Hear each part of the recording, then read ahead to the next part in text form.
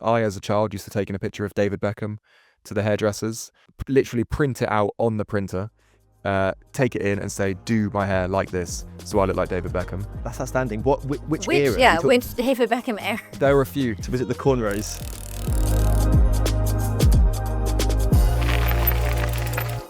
Hello and welcome to the second episode of Off the Back, a podcast from Cycling Weekly. I'm Adam Beckett. I'm here again. So is Rook.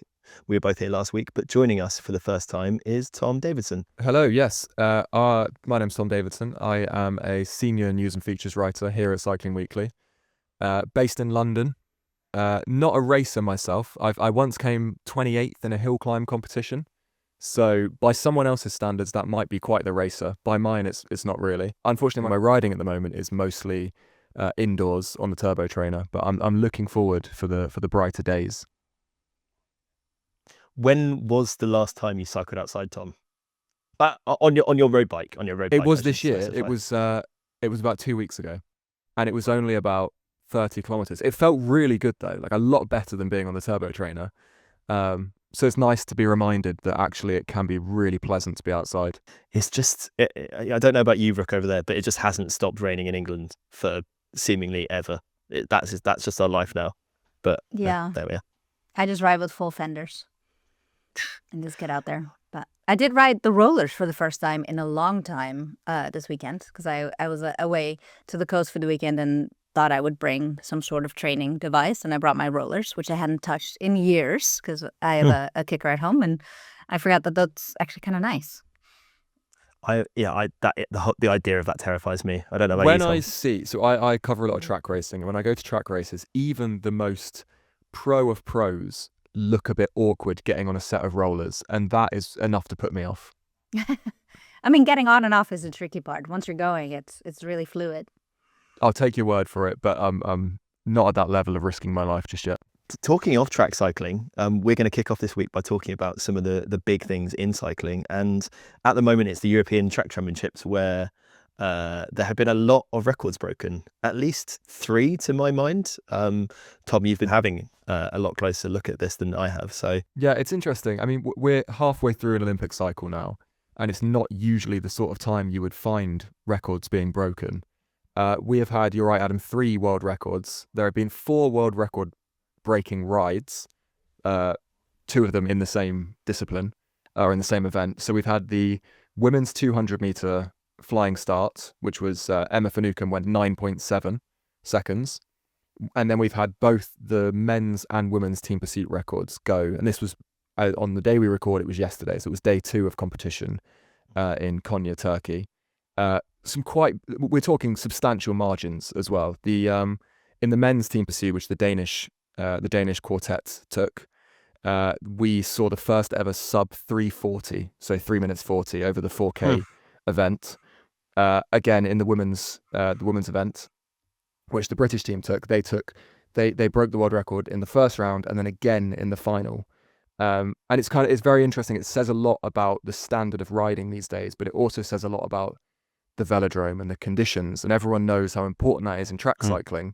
And I think if you're not used to track cycling or if you don't follow it, you might think that, well, all the velodromes are the same. They're all 250 meters long. How much of a difference can it make? The answer to that question is a massive difference. This velodrome in Konya is turning out to be a bit of a super velodrome. It was opened in, 4 years ago now, 2022. It is pitched at 1,200 meters above sea level. So it's not high altitude, but it's altitude. And the way that they've built it is slightly different to other velodromes. So it's wider by a meter compared to London. It is steeper. So it's 45 degrees rather than 42.5 degrees. And one of the key things which I think has helped the team pursuit teams is the corners are longer. So rather than having longer bankings, the corners are longer. So you go through and then you slingshot round it a bit more, and that helps carry your momentum back down onto the straights. All of this has kind of led to a perfect storm out in Konya, and I'm sure the organisers are absolutely buzzing for it because it's very good for a velodrome and the organisers to have your name next to a lot of records on the record sheet. Yeah, and as I pointed out earlier, the massive poster of the Turkish President Erdogan really helps with the speed as well. I mean, Yeah, it's fantastic. it's not one that other velodromes have adopted yet. The science is being questioned, but it's certainly there. Now, is this like is that a fair record then when the conditions play so much into it? Like, wouldn't it be more fair if all the velodromes were indeed the same? If everyone was on the same equipment, wouldn't that make it a more fair Absolutely. record? Yeah, 100% it'll be a more fair record, but that's not the fun of it, is it? It's in the same way. It's like if say you're a runner and you're running a marathon and you've got a tailwind, or say you or I go out and running a 5K and Sure. you've got a tailwind, then it's saying, oh no, you need to have these certain wind conditions and this and this and this. Like, we can't alter atmospheric pressure. Some velodromes do alter atmospheric pressure. They pump up the temperature inside. So I was at the Olympics in Paris 2 years ago, Oh, of course, yeah. and outside it was about 30 degrees. Inside the velodrome, they'd pumped up the temperature to about 37, 38 degrees. Interesting. Everyone else, a lot of people stood in the stands who had come wearing jeans, had made a massive mistake that day. I guess also part of the joy of cycling, even track cycling, is that it happens all over the world. So it's hard to regulate, otherwise, unless all track events happened at one place all the time, then it would be kind of impossible to establish that. What I would say is, for our American listeners, like the European Championships might seem quite parochial, and it probably is, but this is like they're quite a big deal at the moment, right, Tom? Because track cyclists don't get a huge amount of competitions to actually show themselves at, and obviously there's so many big nations in Europe because of the history of the sport. But it's like a big deal. Yeah, I mean, if basically. you think of it, if you compare it to a road cyclist, a standard World Tour road cyclist might do 50 race days a year. A track cyclist, in terms of international competition, might have up to 5. So they'll have the Continental Championships, there's the 3 World Cups, and then they might have the World Championships if they're selected for all of those. Obviously, there are a lot of strains on organisations and on national federations to go to all of those. So say you've got Australia, Hong Kong, Chile or something, they're not going to be able to pay for all of them. So it's very rare that anyone goes to all 5. You might only race 2 or 3 competitions a year. You might only race 1. Which is wild. And yeah, as you say, we're halfway through the Olympic cycle. So, I mean, it's still a long way off, but every race counts until we get to LA, really. But that talking of championships, it was also the cyclocross World Championships at the weekend in a host in the Netherlands. I could have guessed that, but I did actually know that because it's always Belgium or the Netherlands or France occasionally. We've had it here in the US too. Don't forget. That's true. Twice. That's true. 4 years ago, was it? It was when Tom Pidcock won. But what I was going to say was that both races, elite races, were won by relatively predictable winners because they've been so dominant this season. They were both Dutch. But Rook, what do you make of Mathieu van der Poel, I should say, and Lucinda Brand winning just like they have all season? Yeah, I mean, speaking of records, Mathieu van der Poel broke the record of the most world titles in cyclocross. He's got 8 now. And I think the biggest story around him was, I mean, not that he was so extremely dominant this season, which he was. No one even remotely touched him. But is the question around retirement. Is he or isn't he going to retire after this? And the door's still open. It could go either way. I can understand why he would want to. Like, no one's challenging him at the moment. Hasn't challenged him for a while. He's got 8 titles. It's a record. It's a nice way to end when you're on top.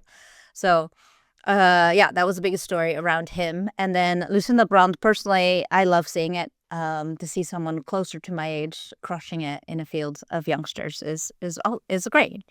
When you've got her competing against someone like Puck, it's cool to see the old, quote unquote, old lady win. And I just love her story too about committing to this rather late into her career and being really, really good at it. And so that's been really entertaining. But yeah, the Dutch absolutely crushed it. It was an all Dutch podium in the women's again.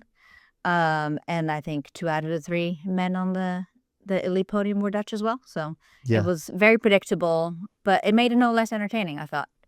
For context, we should say Lucinda Brand is 36, I think. So, not actually quote unquote old, but older than definitely than Puck Peters.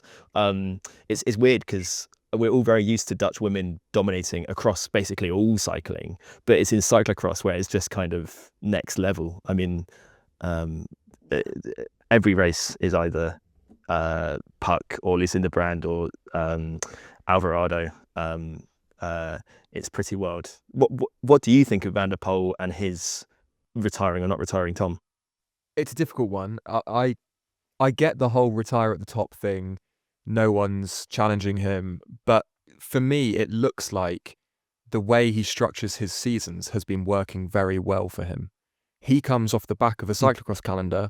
He's competitive at Flanders and then he wins Roubaix. That's kind of his modus operandi every single season. Strade Bianchi as well. Those races that he's performed really well in. That is not to say that he can't go to Spain and train well and then come and be competitive in those races. I think selfishly as a cycling fan, and I'm sure I speak for a lot of cycling fans here, they would much rather see him race than go away and train for that portion of the season.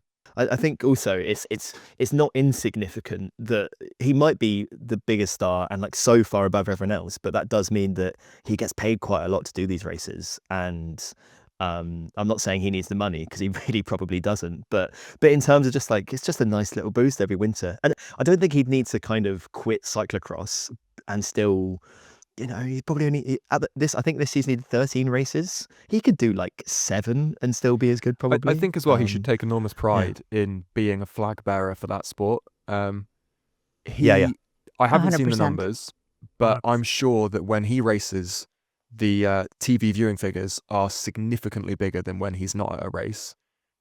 Again, I've not been to a cyclocross race, but I'm sure that the ones he turns up at bring a bigger crowd. And okay, it's not on him. It's not his duty to prop up that scene or to help elevate that scene. Mm-hmm.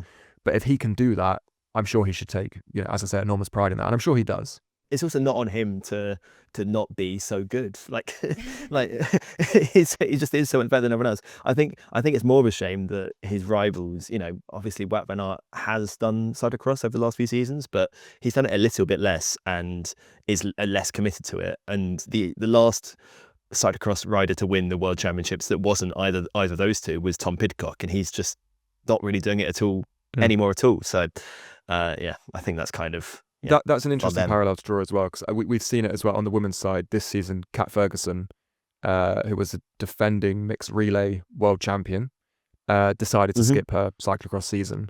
And I think it probably says more about the demands of road racing and the demands of road racing teams than it does about the appeal of cyclocross. Definitely. It does make you wonder. I mean, probably not for Van der Poel because both of his sponsors are relatively big in Belgium and the Netherlands, and he gets so much press. But if you are someone like Pidcock or Wout van Aert even, there must be so much pressure to do longer road seasons, which is not something you could do and be really, really good at cyclocross over the winter. But it's interesting. I mean, I'm Lucinda Brand is fascinating as well because she isn't one of the biggest names in road cycling, and yet I think she won, I don't know the exact number, but 14 or 15 times in cyclocross this season, and that's kind of unmatched almost. The other thing that's happened in the world of cycling this week is not actually racing, but it is to do with the biggest name in cycling, which is Tadej Pogacar still, and he's bleached his hair, apparently in tribute to Eminem. That's what he said on Instagram anyway. But look, he's got to entertain himself somehow before he starts racing. Do you like the haircut, Brooke? As someone who grew up during the Eminem era, I was kind of like, whoa, that's a choice. Also, isn't he a bit young to even know of Eminem during that era? But I don't think it looks bad. I actually think it suits him kind of. So it's a statement for sure. Tom, you met Tadej Pogacar last week. Did he have this hair then? No, so he'd had it freshly cut. So I think he'd premed the surface ready for the colouring. It didn't come up in our conversation, which people can read about in Cycling Weekly magazine in March. But yeah, no, it didn't come up. I mean, I feel very indifferent to this hairstyle, crucially. What I can relate to is the idea of wanting to emulate your hero's hairstyles. I, as a child, used to taking a picture of David Beckham to the hairdressers, literally print it out on the printer, take it in and say, do my hair like this so I look like David Beckham. That's outstanding. Which Which, era? yeah, You talk- which Yeah, David that's a really Beckham good, era. really good the question. cornrows? There Was were it the few. cornrows? Mostly the sort of short back and sides, French crop style. The Mohican, the little kind of pointy mohawk as well, I went for as well. Yeah. I once went as David Beckham to World Book Day, which was not questioned because I would have been 6 or 7 at the time. But if someone had pressed me further on what books of mine I liked about David Beckham, then I'd have been in pretty hot water. We're talking back in the day. Surely there was some kind of unauthorized biography of David I Beckham. could have spun it. Look, There certainly was. Exactly. Yeah. I've never taken a photo of anyone into a barbershop and said, "Can I look like this person?" But as I get older, I do realize that I increasingly look like Shane Warne, who is my hero, but that's accidental rather than deliberate. Rook's looking blank. Shane Warne is one of the best cricketers of all time, possibly the best cricketer of all time. Yeah, completely over my head. Yeah, that completely understandable. Have you ever taken a photo of Eminem into a barbershop or anyone for that matter? I haven't. When I was a kid, I did have a giant poster of Eminem on my wall. Oh, And I also think I'm curious if Tadej actually listens a lot to Eminem, because fun fact about Marianne Vos, when she won in London, when she won the Olympic medal, gold medal, she was listening to Lose Yourself as a warm-up song. Oh. So Eminem has a connection to cycling in that people love his music as warm-up songs. I mean, look, it's not a conversation I've had with Tadej Pogacar, but I'm almost 100% sure he is a big fan of rap. Like I've seen that he before. has rapped himself. Have you not seen the videos? Yes, of course. It's in Slovenian, Of course. and I'm not. Look, I'm a cycling journalist. I'm not a music journalist, so I wouldn't dare judge the quality of it. But I've definitely seen him rapping. As a cycling journalist who's written about music, perhaps I could have a go another time.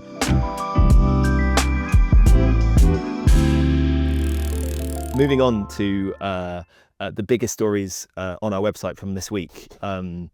It's been a bit of an eclectic week with the road season starting and things happening in the industry. But the biggest hit of this week on cyclingweekly.com was Tom's story about Phil Gaimon taking back his Strava crown on Hawaii.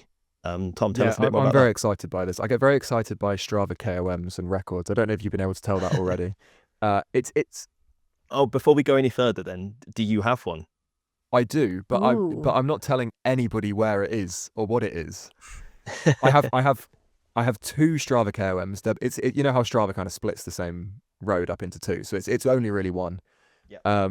It is a tiny hill in my hometown, which is a dead end, which nobody would have any reason to ever go up. Which is why I will not be telling people where it is or what it's called, so they do not find a reason to go up it. Because I'll tell you what, that KOM is very achievable. You didn't even tell everyone that you're from Norwich. No, I'm not telling you. No, I'm not even giving any counties. It's somewhere in England. Rook, do you have a KOM?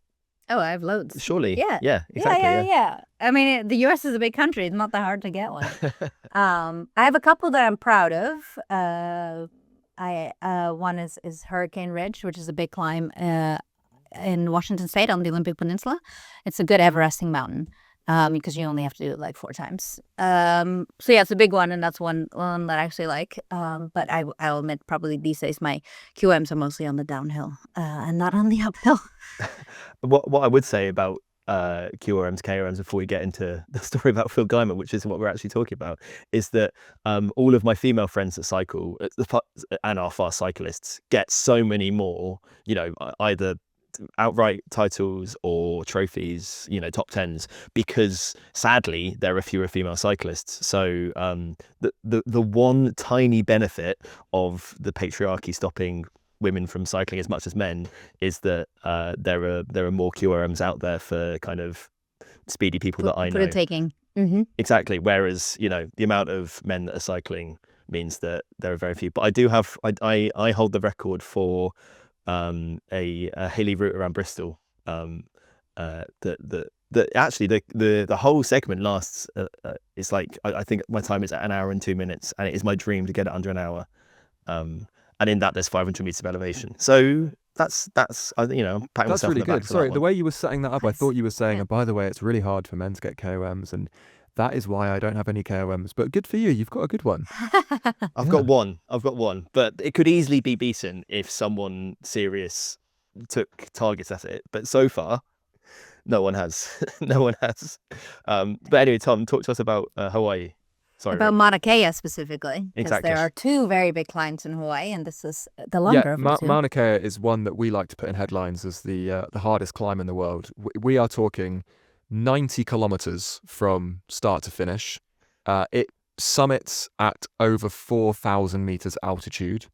To put that into perspective for people who don't live in the mountains, the highest climbs in the Tour de France generally reach about 2,800.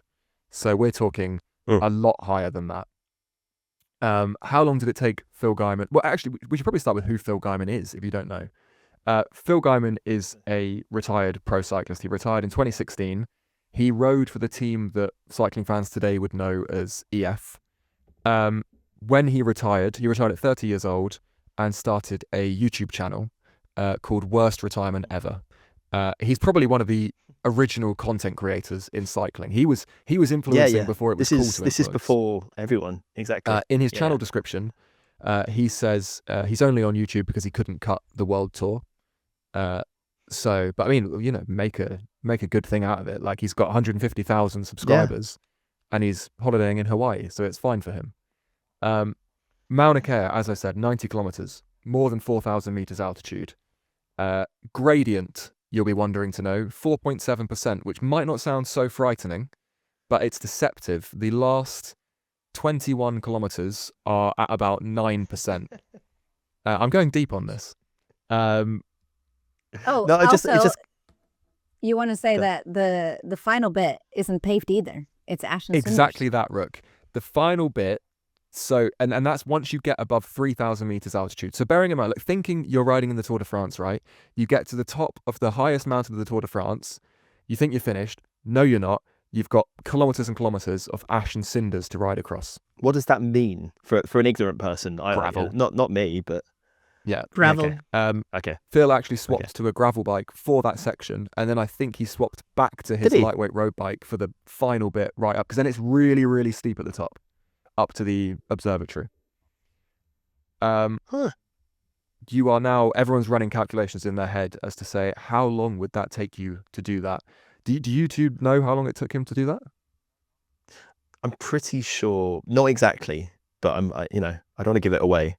Yeah, enlighten us. 4 hours and 34 minutes. It's an average speed of just under 20 kilometers an hour, which is very fast. Yeah. That's so fast. He took almost 10 minutes off the previous record. Super impressive. And it's one that he has now held 3 times. It's not a very popular climb, which I'm sure people are not surprised to hear. The Strava leaderboard only has 171 people on it. So is he the local legend He as well? could be. I think he's only been. I don't think you need to do it a few times in 90 days. I think once you do it and get the KOM, you're not then thinking, well, great, let's rerun that. Do it again. So yeah, it's an amazing feat. It's such a cool climb. It's definitely on my bucket list. Both of those Hawaiian climbs are Mauna Kea and Haleakala. Would love to go and do them. I do, and maybe I'm nitpicky here, but I think you should do it all on one bike. You shouldn't have to swap or get to swap. You're calling for a DQ. No. I'm calling for a separate leaderboard, one for any bike you choose, how many bikes you choose, and one for just one bike to do it all. It's like those events like where you tackle tarmac and gravel and road and you get to pick only one bike. I love those kind of events. I disagree, Rook. There was a time where I would have called for a obligatory bike change in every time trial in cycling, because the drama is so good. Obviously, this is not a UCI time trial, but remember, what was it, the 2020 Tour de France when Pogacar first won, and there was the bike change and just the high octaneness of watching that. It's true. It is. It was so good. And also the bike change in the 2020 what would have it 2023 Tour de France, the time trial in Passy to Combloux where Vingegaard put a minute into Pogacar or whatever, and the anxiety inducing bike change that Pogacar did there, because he was already behind, and when you're already behind, you're like, we've got to change bike. It's great. It's one of the, as always, the best bits of cycling are actually the bits around cycling, the kind of chaos. But yeah, have you ever cycled a climb anywhere near as long as that? Or actually, maybe a better question is, what's the longest climb you've ever done? I think Rook's going I've to blow us done up. the Taiwan KOM. Oh, have you? Mhm. Wow. Okay, that's really long. I got 12th. Ah. I'm not a climber. Definitely not one. And but I had a great time. I did flat early on, which was annoying. But yeah, it's a killer climb, and the only disappointment about that climb is that you don't get to descend it after you're done climbing it. Oh. Sorry, Rook, I think I'm going to need the numbers for the Taiwan KOM. How high are we talking? How long? Give me 1 second. I need to find them in meters. Tom, you've cycled some of the Tour de France's times. Look, I think the longest in length I've done is probably 21, 22 kilometers. Which was that? Tourmalet is about that long, I think. I mean, it's always one of the highest in the Tour, isn't it? Cormet de Roseland's a bit long as well, but nothing. Look, I've not done any Mauna Keas, no 90 kilometers. What about you, Adam? Do you have any 30-kilometer climbs in Bristol? No, and I've barely cycled up any proper mountains ever. But I did cycle up the Grossglockner in Austria, which I think is about 20k. I mean, but that took me. I probably could have done it in about the same time as Phil Gaimon. And then no, I didn't. But not like half the time probably. And then I also cycled up. The thing I'm going to be flexing about when May comes around is that the highest point of this year's Giro. The whatever that's called. What do they call that? They call it Cima Coppi. The Cima Coppi is atop the Passo Giao, and I've cycled up the Passo Giao. But that wasn't that long a climb. It's just already quite high because it's in the Dolomites. So that was probably only 10k. But at the top, you're like 2,500 meters up, maybe. Look, we don't know. It's not all Hawaii, is it? That's some serious. You deal with what you've got, and that's some serious climbing, Adam. Thank you. I have the numbers for you. Yeah, the Taiwan KOM is 105k or 65 miles, which starts at sea level. You literally go from the beach to the top of Hawaiian on the Wuling Pass, which is a volcano, and it is 275 meters. It's considered one of the toughest climbs in the world, with a relentless ascent of 27% max gradient. Okay. 27%. I will tell you, it's really rude. I don't know what the average is. 27% is enough for me. This climb is a lot wilder than I was expecting it to be. It's a big race. Like it's well attended. Emma Pooley has won it twice. So yeah, it's one definitely for those who love really long climbs, which I did not, but I got a media invite, so why wouldn't I? Why wouldn't I cycle 100 kilometers uphill? Where does the 27% bit come in the climb? Is it at the start? Is it the top? If I remember it correctly, no, it's at the top. There's this last turn, right turn, and you can see the top, and you're like, I'm so close, and yet you're dragging, like you're barely, like people were walking that turn, because it's just rude. That's so that's usually the bit where the photographer is as well. That's so embarrassing. Yeah, I luckily I didn't walk. All my photos from that event are me actually riding my bike. No, that is good. That is good. One of the other big stories on this week, moving on from Phil, I think we should all say well done, Phil, because absolutely, it's still very impressive. Is Remco Evenepoel has raced 3 times this season for his new team, Red Bull Bora Hansgrohe, and has won all 3 of them, which, if he keeps this up, will set records. At the moment, it's just 3 from 3, and it was at the Challenge Mallorca, which, we can take, not that the results are any less exciting, but, it's people getting into the season. It's not a World Tour race. It's not even a pro race. So a bit of a pinch of salt, but 3 races from 3 wins from 3. Is this what we expected this season from Remco? Yeah, I don't know. He had such a disappointing tour last year that I was curious to see how he was going to tackle this early season or this season in general. But yeah, you would think with all the fanfare and all the testing that they're doing, you would expect that, especially early races like this, he would do well. Yeah, but I guess there's nothing.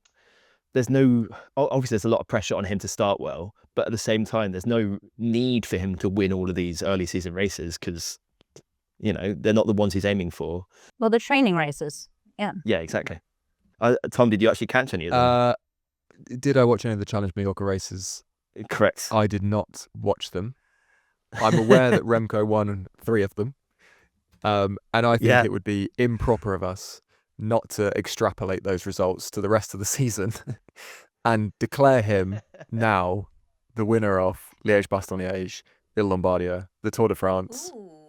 What I would say about it is I think because we're at the bit of the season where not everyone has started racing yet, and there's still a lot of unknowns, and there's more kind of speculation than reality. So when you get this like something real, like a race result, you can go wild with it. 'Cause it's like, wow, this man's winning. Whereas I don't think Tadej Pogacar starts racing until next month at least, or maybe it's Strada even. Yeah, it is 7th of March. Exactly, and Jonas Vingegaard is racing sooner. He's racing at the UAE Tour, which is in just under 2 weeks. But Remco, while his rivals aren't racing, Remco can look at as if he's on top of the world. So I think we shouldn't be surprised pretty good by this. I mean, Remco's been itching to get started with this team for months now. At the end, he's been going out, since the end of last year, he was going out to the US to go to Specialized HQ and get, as we say, dialed in on his new equipment. He has now got the British mastermind engineer team of Dan Bigham and Johnny Whale overlooking his performance. I spoke to them at the end of last year at the Catesby Tunnel about Remco coming. Oh yeah, of course. And they said that they were looking to improve him, which obviously you have to say. You can't just assume that, he's the best he'll ever be and that they can't get any more gains out of him. And I think that's something they've worked on really hard with him. So to see that come off immediately, that he's able to attack from distance, the team's able to work well around him, is a very good foundation for the season. And at this point, you're building up confidence, right? And I guess to an extent, you're harvesting some wins for your overall Palmares. And both of the things, they're doing very well. So hats off to them. Yeah, I think cycling teams aren't stupid. And there was, when Red Bull announced that they were signing Remco last year, there was a question mark because they had just finished third at the Tour de France with Florian Lipovic. They still have Primož Roglic. They've got they've got a great team. They've also signed, who have they signed? They signed someone else, didn't they?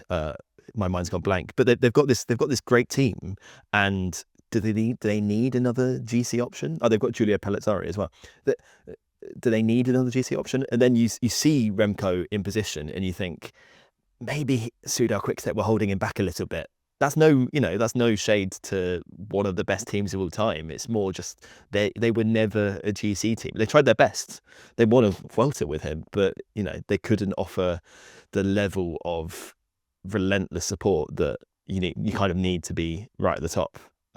So I'm excited already to see how far this goes. But I should say that my newsletter today was all about this. So if you do want to read more of my thoughts on Remco Evenepoel and if he's the best thing ever, then head to cyclingweekly.com. I'm not saying that he's going to win the Tour de France, but I do think if Tadej Pogacar doesn't win the Tour de France, which is plausible, not necessarily through being beaten, but through incident, through misfortune, through whatever, it'd be easy to say Jonas Vingegaard is the person that's going to win, but Remco's there, and Remco is with this confidence. We'll see. Moving on from racing though, we should talk about new bikes, and specifically a new gravel e-bike from Salsa. Rook, I think you know all about this, so tell us more. Yeah, Salsa introduced what they're calling an industry first. It's a full suspension gravel e-bike. If you take a look at this bike, it's got as much suspension at like 120 in the front, which is the same as like a Specialized Chisel, which is a hardtail mountain bike. So this bike is practically a mountain bike, an e-mountain bike with drop bars, And so when they introduced this bike, the question really was, has the gravel spectrum just gone too far? Is it too broad? What even is a mountain bike or a gravel bike anymore? And in this case, especially, is this a gravelly mountain bike or is this a mountain bikey gravel bike? I don't know. I haven't seen it in person. I'm excited to get one in because when I saw that, I was like, this is the perfect bike for me to ride to my nearest trail system, do a couple laps, and then ride back because my trail system is about like 23, maybe 25 miles away. So out and back, 50 miles on an e-bike, cruise there, do some laps, cruise back. That would be a great day. But other than that, my question, I guess, is this even a gravel bike anymore? Yeah, I mean, we were talking about this last week with the decision from Unbound to ban the kind of drop bars on mountain bikes from Leadville, right? And it's a funny crossover at the moment. I mean, you could. I know people that kind of argue that gravel bikes are just mountain bikes from the past, basically, which they're not. It's not a million miles off, but I don't know if it matters if it's a good bike. And if it is a good bike, then they can call it what they want. That's what I think anyway. I'll be honest, my knowledge of gravel bikes is not wide, and that is owing to the lack of gravel in central London, not from my own doing. Hey, look, you could go and do donuts on Horse Guards Parade. Wouldn't go down very well with Your Majesty. Look, I think if it looks like a duck and it quacks like a duck, sometimes my road bike becomes a gravel bike when I accidentally end up on trails. So I would love to have full suspension when that happens. It looks wild. I don't know if I would have any use for it here, but I can imagine someone like yourself, Rook, who has ridden Unbound and knows the gravel scene very well. This is something that in very specific scenarios would be very useful. Is it something that the pros will be using? Will we see pros using it in... It's completely banned? Absolutely not. It's an e-bike. It's an e-bike. Oh, right. That's a big issue as well then, isn't it? Well, I want it even more now. So, I mean, it's like 40 pounds, so it's not light. And it's, I don't know, having done Unbound, so I should also say when I did Unbound, I did the XL, and I did it on the Crux, which is underbiking to the max when it comes to Unbound. Like, I couldn't feel my hands for like 2 weeks from all the vibrations. So I'm usually not someone who's like, yeah, let's put full like suspension on here, get super comfortable, because I like at least the placebo effect of the bike being fast. Like, it feels snappy, it feels fast, and that makes me feel fast even if I'm not. This bike is just something different entirely. It would just be fun to go explore on it and to not wreck yourself because, you've got a little engine there doing the work for you.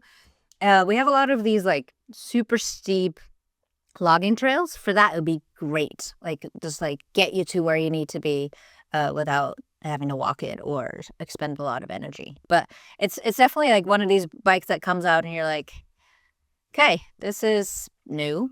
It's more all off-road than it is all-road. And that's fine. It's okay if the spectrum is that broad. Yeah. But it is funny. At what point do these drop bars actually help you in this scenario? Why not just ride an mountain bike? That's a really good question. But I guess it's up to us to ask them how many they're selling in a couple of years' time, because if there might not be a customer base for it. But I think it's very easy to be quite snobby about electric bikes, and you see it a lot in kind of online forums and discussions about cycling. It's not real, quote unquote, or but ultimately I do think that anything that stops people from driving is great. And if this is the answer to you getting to those trails and not taking your bike in the back of your car or driving there and hiring one, then all power to the person that decides to do this. For sure. It looks very odd. I think we can all say that.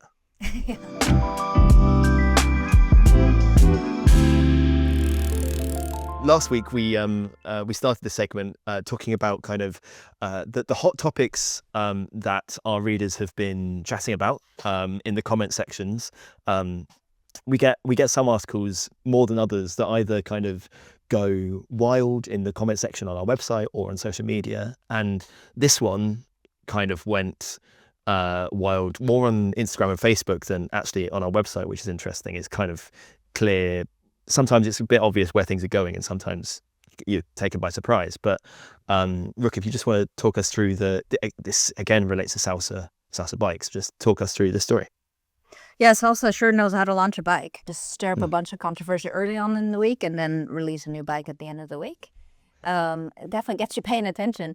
But yeah, so Salsa Cycles, which is owned by Quality Bicycle Products, QBP, which is a massive distributor of cycling goods and different brands. They are based in Minnesota, which is where Minneapolis is, and that was where the ICU nurse Alex Preddy was fatally killed by the U.S. federal immigration agents last week. And so the brand came out with a statement about the incident, about what's happening throughout the country, but especially right now in Minneapolis with the protests, with the ICE actions in Minneapolis. And so they came out with a statement against the actions that are happening by ICE and in I guess solidarity with Alex Preddy, and they called for action, being please reach out to your government officials, speak up about what's happening, and let's go ride bikes and remember Alex Preddy. And so we, in return, reported on what Salsa Cycles had been doing and why they chose to speak out. And this prompted a significant response from our readers, again, mostly on social media. It's one of those instances where we get more comments on social than we get page views because people don't actually read the stories anymore. But some readers applauded the brand's decision to speak out. Others took significant issue not only with Salsa's message, but with the fact that we, Cycling Weekly, reported on this issue at all. And the common refrain there was keep politics out of cycling. And this happens every time we touch anything remotely political, whether it's the pro-Palestine protests at the Vuelta or Chloe Dijker's stickers in favor or in support of Charlie Kirk at the World Championships.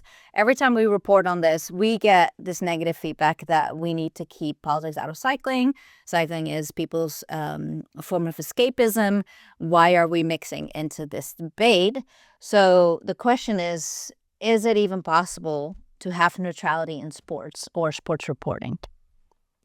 I'd say before we get into that, maybe it's interesting because we were talking about whether we needed to cover this last week not because of Salsa Cycles, because this hasn't happened yet, but because Alex Preddy was a cyclist as well. So there's levels to this. So Salsa Cycles coming out and releasing a statement made it a news story that kind of was something to report on, as opposed to just trying to crowbar Cycling Weekly's angle into it. And I think that's quite interesting because the people saying separate politics of sport this was a newsworthy event, and we cover newsworthy events in the world of cycling, especially when there's a very personal angle to it in the case of this. But in terms of politics in sport, you're right. It's almost like it's a bit of a trope now in that we write something, and it's happening more and more because. Not because politics of sport becoming more intertwined, but because it's becoming more obvious. The Vuelta protest last year and the protests elsewhere. I mean, I was at the Tour de France in Toulouse where there was a pro-Palestine protester in the road, and that's newsworthy, and that's why we cover it. But also, it really should be said that I think everything is political, and to try and separate sport from politics is to kind of deny that everything is political, which is wrong. Every action that we take is political, whether kind of the people reading our stuff like it or not. It makes me think of a conversation we just had about the cyclocross worlds, where we were saying, the Dutch won this and the Dutch won that, and it reminds you that these things are people compete in these sports by country. And look at the Olympics. The Olympics is a massive sporting occasion, probably the biggest sporting occasion in the world, but it's also a big soft power tool that countries spend a lot of money on to develop equipment for, especially in track cycling, for example. They spend thousands and thousands and thousands on equipment to win medals, and the medals are then a political gain in a way. They show we're a strong country and we have a good sporting team and blah blah blah. I think we mustn't forget that the bike at its core is quite a political device. Like, when you choose a bike over a car or another form of transport, you are you are casting a vote to influence public policy. You're influencing bike lanes, you're influencing things like that. So it's very difficult to get out of, politics and sport. I agree with both of you that it's very inherent in sport. And I think it's up to us as journalists to know how to report on that objectively and give the facts. I mean, if you think of our readers at the Vuelta last year, if they turn on and there's 20k to go and it says this stage has been neutralized and there's lots of people standing on the course, we are there. It is our role to give the information as to why that has happened, what it means.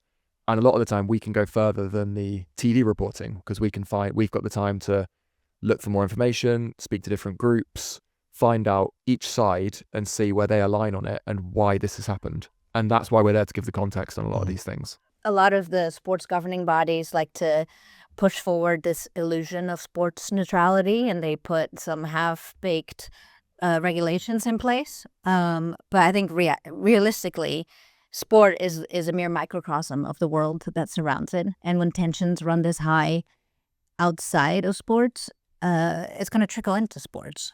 These are all human beings. They're all live a life outside of racing, and they don't go through the world blind, and neither should we. And as you were saying, Adam, we were reporting about an act that brands were taking, and that was newsworthy. Same with Chloe Dygert and her stickers. She chose to have stickers on her bike at the world stage. She wanted attention, so we gave it.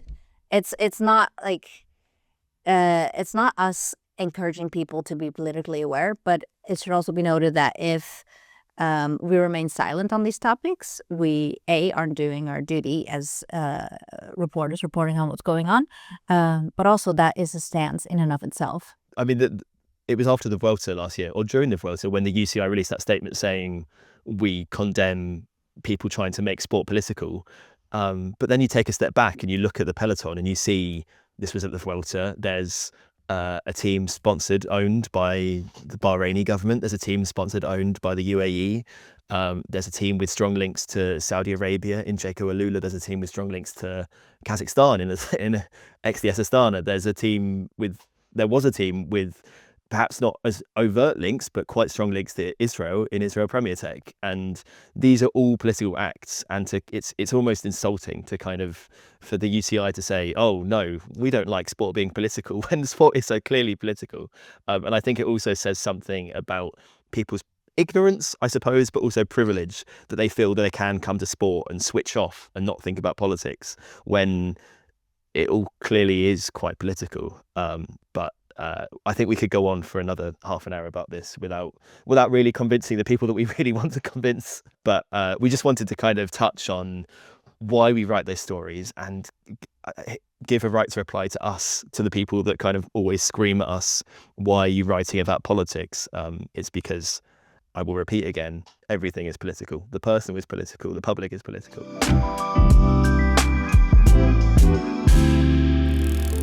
Moving on to our final segment of the podcast, we're going to talk through some of our heroes or villains of cycling this week. While I scramble to think about who on earth I could say for either, Rook, do you want to kick off with a hero or a villain? Yeah, I'm gonna give my hero of the week to Lucinda Brandt. Just seeing her crush her whole season and then finish with the rainbow stripes was really great. So she's my hero of the week. I don't know whether you read this, but her mum died in I did see that, yeah, December too. So, I mean, to have such a hard personal time and to just crush, as you say, win everything she possibly could, and then the World Championships, the second she's won at 36 is incredible. It is. Tom, do you have a hero or a villain or both? I'll lay you my hero first. I'm going to bring the conversation back round to track cycling. Which is a thing I intend to do every time I appear on this podcast. British track sprinter Emma Finucane is my hero of the week. She set a new 200-meter world record, 9.7. She's only the third rider in history to go below 10 seconds on that one. It's not just the fact that she broke the record, but also the fact that last month she did a number of media interviews, including with us at Cycling Weekly, where she was very clear about the fact that she wanted to break this record. She had been training for it. She was targeting it. It was very much like, cards on the table, go write your stories, and then watch me do it. And the fact that she backed that up, I think is a very bold move. It's a very cool move. Yeah. It's very cool. Yeah, And then one it's- that's not done enough by women, especially. Like, a lot of people are timid. They're not willing to share their goals. And for her to just be like, I'm going to do this and do it, I find just badass, absolutely. really. Adam, go on. Who's your hero? I don't actually have a hero. I've got a villain. And to be fair, I'm not even sure if I really think this, but it's not a person, it's an organization, is a villain, or whether I'm just kind of parroting other people's views. But there were a lot of people upset last week when the Tour de France's organisers, ASO, decided to award a wildcard spot, not to Unibet Rose Rockets, but to Caja Rural. And so in a lot of people's minds, ASO are the villains. But as me and Tom have been chatting a little bit about this off podcast, if you can imagine, and Caja Rural are a Spanish team. They're quite good, and the Tour de France is starting in Spain. And while Unibet Rose Rockets might have a pretty good squad these days, they're also, they've never ridden any other Grand Tour first. So, it feels a bit, I don't know. The villains at ASO for spoiling everyone's fun, because everyone would like to see the clowns at the Tour de France. I mean that lovingly, because they're a jokey team. I don't think they're a bunch of clowns. Because it did sound like But, you called them a bunch of clowns. It did sound like I called them a bunch of clowns. They are a jokey team, a fun social media forward team, but I don't know how strongly I actually believe that. Tom, do you have a villain? Yes, I do have a villain. Mine's a bit more clear-cut than yours. We reported today on the story that Nicholas Roach was attacked, assaulted, and beaten up by 3 people as he left a restaurant in Barcelona this week. They were after his watch. He thinks it was pre-planned. He thinks someone got a tip-off from inside the restaurant. And when he left, they were there to mug him, essentially. It will come as no surprise that the villains, I think, are the 3 people that tried to mug Nicholas Roach. What watch was he I don't wearing? look. It's as a cycling publication, it's not in our place to get into watch reporting or political reporting. I assume a very nice one. Nicholas came out with a few facial injuries. I understand his watch strap was broken, which is more replaceable than an entire watch. That's true. So the villains did not win. No, that's really good. But my real villain is the British weather, because I would like to go for a bike ride where it's over 10 degrees and I don't get soaking wet. But that's going to be my enemy forever. What about Rook's villain? Oh, Rook doesn't have a villain. I'm all in support of your villain. Right. I'm not in support of them, but I'm in support of your choosing. That's very your wholesome villain. of you. Oh, good for you. Okay. Look, Tom, we don't all have to have heroes and villains. I'm proud that you took the option of saying both. But some people have just had fine weeks. I also had 2 villains last week, Okay. so I'll come this next weekend. time with a long hate list ready for the podcast. Yeah, thanks Rook and Tom for this week, and thank you for all for listening. You can hopefully catch us on your favorite podcast providers or on YouTube.